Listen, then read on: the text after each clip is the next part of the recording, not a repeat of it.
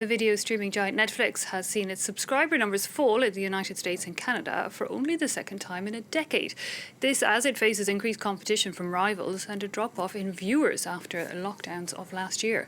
Well, for more, we're joined by our business editor, Stephen Carroll. Stephen, is it just a fact that people are watching less now than they did before? We're doing anything but after lockdown. That's certainly one of the big factors. And what's interesting in these figures is how it breaks down to the different parts of the world. So this information is coming from Netflix's latest financial results for the period from April to June this year. Globally, the company has 209 million subscribers to its streaming service. That's a number that has increased over this period by 1.5 million.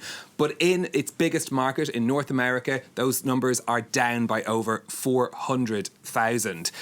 The company's describing this as choppiness in their growth, but it does look like it's part of that boomerang effect of people having rushed to sign up to streaming services when they were stuck at home at the start of the pandemic, to now the opposite, where they're perhaps getting out a little bit more as pandemic restrictions are eased in many places, and that's why they're dropping their subscriptions. If you compare to the same period last year, Netflix added nearly 3 million subscribers in North America, so it's a pretty big change over that period of a year. The company does expect things to pick up again later in this year, and that's as they release a bunch of new shows before the end of this year as well. Of course, production was a bit affected by the pandemic as well, so there were fewer new releases on the platform in the first half of 2021. Netflix is hoping that new series of shows like Sex Education will help to attract viewers back. And what about the competition in this area of streaming, Stephen? So Netflix is by far still the biggest player in streaming. It has the most number of subscribers. That lead, though, is narrowing as there are more and more players getting involved in this market. So Netflix's biggest direct competitor is Disney Plus.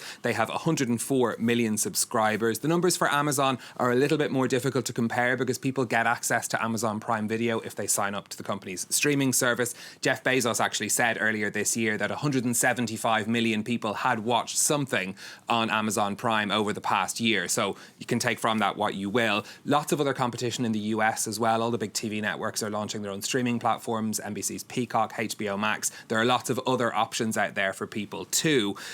A lot of deal making happening in this area too. Think about Amazon buying MGM Studios only recently. Netflix says for the moment it won't be getting involved in buying up other rivals or buying up other production studios, but it is looking at other ways to diversify its business, notably into video games. It's going to be offering games to users at no extra cost as it develops other ways to compete with people's screen time. Interestingly, in their results, they note that they compete with YouTube or Epic Games to try and get people's attention as well. So it's not just other streaming platforms. But of course, all the companies in this area will be watching to see what the trend is over the coming months. As pandemic restrictions are eased in many places, will people decide they're going to eat out or they're going to go to the cinema instead of paying for a streaming service? Financially, at least, Netflix doesn't have anything to worry about in the short term. Its revenues and profits are both up significantly in these latest results. OK, so no worries for them as yet. Stephen Carroll, thanks a lot for that.